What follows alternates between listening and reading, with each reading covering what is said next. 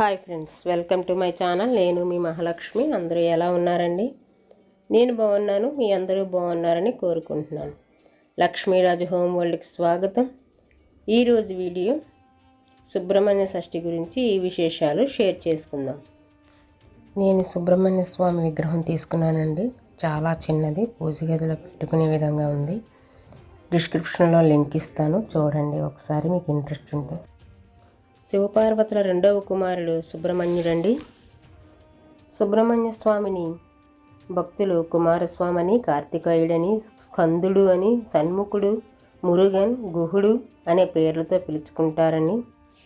సుబ్రహ్మణ్య స్వామిని పూజిస్తే చాలా విశేష ఫలితాలు ఉంటాయండి. ఎందుకంటే నాగదోషం, అలాగే జాతక దోషం, వివాహం కానివారు, సంతానం లేనివారు, రుణబాధలు ఉన్నవారు సుబ్రహ్మణ్య స్వామిని పూజిస్తే చాలా మంచి ఫలితం ఉంటుందండి. రుణబాధలు తీరుతాయండి. వివాహం కాని వాళ్ళకి వివాహం అవుతుంది, సంతానం లేని వారికి సంతానం కలుగుతుంది, అలాగే ఆరోగ్యం లేని వారికి కూడా ఆరోగ్యం బాగుంటుంది. సుబ్రహ్మణ్య స్వామి గురించి చిన్న కథ ఉందండి. 3 లోకాలను భయభ్రాంతులచే పీడిస్తున్న తారకాసురుడు అనే రాక్షసుని బారి నుండి రక్షణ పొందుటకే దేవతలు బ్రహ్మదేవుని శరణు వేడారు.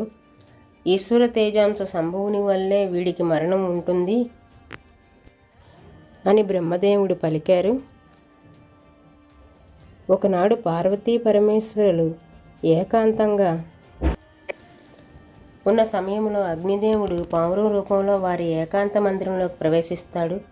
అది గమనించిన పరమశివుడు తన దివ్య తేజస్సును అగ్నిహోత్రునిలోకి ప్రవేశపెడతాడు. దానిని భరించలేక ఆ దివ్య తేజమును గంగా నదిలో విడిచిపెడతాడు. ఆ తేజము ఆ సమయమందు ఆ నదిలో స్నానమాడుచున్న షట్కృత్తికుల దేవతల గర్భాన ప్రవేశిస్తుంది. ఆ రుద్రతేజమును వారు భరించలేక పొదలలో విసర్జిస్తారు. 6 ముఖాల తేజస్సుతో ఒక దివ్యమైన బాలుడిగా ఉద్భవిస్తాడు. ఈ విషయం తెలుసుకున్న పార్వతీ పరమేశ్వరులు రుద్రాంశ సంభూతినిగా ఆ షణ్ముఖుని అక్కును చేర్చుకొని కైలాసం తీసుకొని వెళ్తారు. ఆ బాలుడు గంగా గర్భంలో తేజోరూపంలో ఉన్నందుకు గాంగేయుడని, షట్కృత్తికులు వారిని పెంచి పెద్ద చేసిన కారణం వల్ల మరియు 6 ముఖాలు కలుగుట వల్ల షణ్ముఖుడని, కార్తికేయుడని అంటారు. అతడు గౌరీశంకరుల పుత్రుడగుటచే కుమారస్వామి అని, సుబ్రహ్మణ్య స్వామి అని పేర్లతో పిలువబడ్డాడు. మార్గశిర షష్ఠి నాడే కుమారస్వామి జన్మించినండి. అందుకే సుబ్రహ్మణ్య షష్ఠి అంటారు. దేవేంద్రుడు మార్గశిర శుద్ధ షష్ఠి నాడు దేవసేనతో సుబ్రహ్మణ్య స్వామి వారికి అత్యంత వైభవంగా వివాహం జరిపించాడు. ఆ రోజునే శ్రీ సుబ్రహ్మణ్య షష్ఠిగా వ్యవహరిస్తారు. అంటే సుబ్రహ్మణ్య స్వామి పెళ్లి రోజు అన్నమాట. కారణజన్ముడైన ఈ బాలుణ్ణి పార్వతీ పరమేశ్వరులు దేవతల కోరిక మేరకు కుమారస్వామిగా చేసి దేవతల సర్వ సైన్యాధ్యక్షునిగా నియమించి పరమేశ్వరుడు శూలం మొదలైన ఆయుధాలను ఇచ్చారు. సుబ్రహ్మణ్య స్వామి నెమలి వాహనుడై 6 ముఖాలు 12 చేతులతో ఉగ్రరూపం దాల్చి 6 చేతులతో ధనస్సులను, మరో 6 చేతులతో బాణాలు ధరించి రాక్షస సేనను ఒకేసారి సంహరించాలని తలుస్తాడు. సర్పరూపం దాల్చి రాక్షసులను ఉక్కిరిబిక్కిరి చేసి భీకర యుద్ధంలో తారకాసుని సంహరించి విజయుడైనాడు. సుబ్రహ్మణ్య షష్ఠి నాడు తెల్లవారుజామునే లేచి స్నానం చేసి ఉతికిన బట్టలు ధరించి దేవాలయానికి వెళ్ళి వెండి పడగలు, కళ్ళు హుండీలో వేస్తారండి. మనం ఈ పూజని పూజ గదిలో కూడా చేసుకోవచ్చండి. లేదంటే ఒక పక్కగా పీట వేసి ఒక వస్త్రం అమర్చి ఆ పీటపై సుబ్రహ్మణ్య స్వామి ఫోటోను పెట్టి, తర్వాత నా దగ్గర సుబ్రహ్మణ్య స్వామి చిన్న విగ్రహం ఉందండి, ఆ విగ్రహాన్ని పెట్టాను.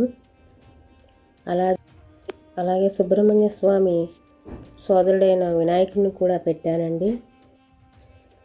పూలతో అలంకరించి పాలను నైవేద్యంగా పెట్టానండి. ముందు వరిపిండితో ప్రమిది చేసి నామాలు పెట్టి దీపం పెట్టాను.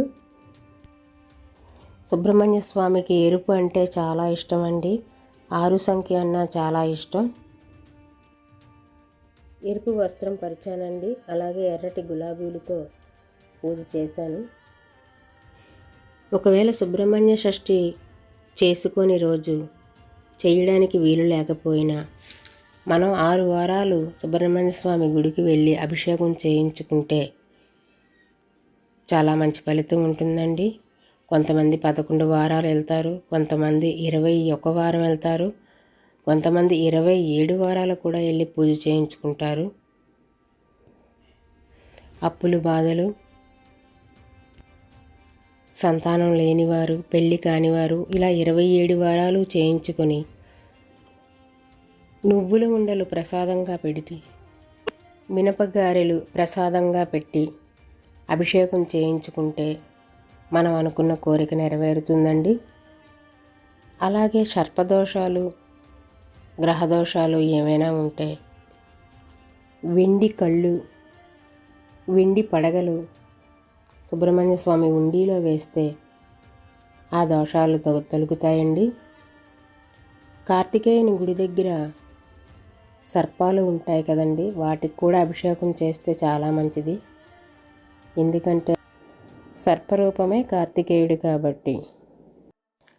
మనం కార్తికేయుని పూజిస్తే మనకొచ్చే ఆపదని గట్టెక్కిస్తాడండి. ముందు విఘ్నేశుని పూజించి బెల్లం ప్రసాదంగా పెట్టి, అలాగే చలివిడి వడపప్పు పెట్టానండి. నువ్వులు బెల్లం కలిపిన ప్రసాదం కూడా పెట్టాను. సుబ్రహ్మణ్య షష్ఠి నాడు మన ఇంట్లో చిన్న విగ్రహం ఉంటే పాలాభిషేకం కూడా చేసుకోవచ్చండి. నేనైతే చేయలేదు, కానీ మీరు తప్పకుండా చేసుకోవచ్చండి.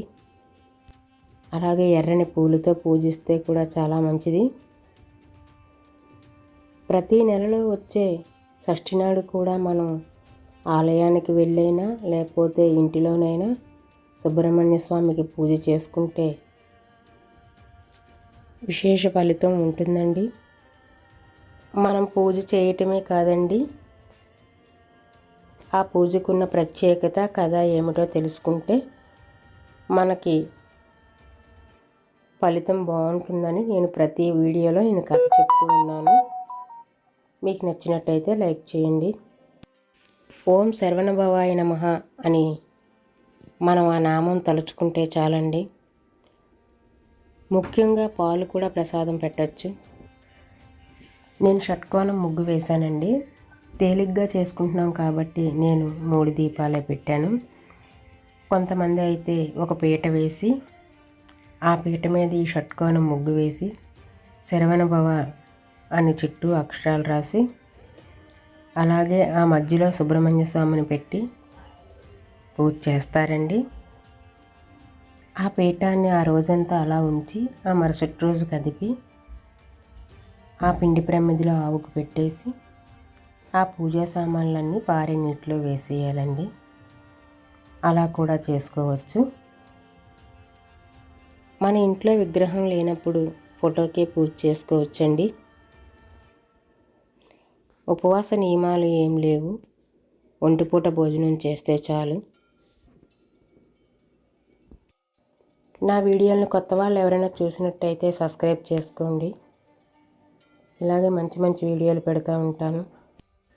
ఈ వీడియో కనుక నచ్చినట్టయితే లైక్ చేయండి, షేర్ చేయండి, నా ఛానల్ సబ్స్క్రైబ్ చేయండి, కామెంట్ అయితే తప్పకుండా చేయండి. Thank you for watching. సర్వేజన సుఖినో భవంతు, లోకా సమస్త సుఖినో భవంతు.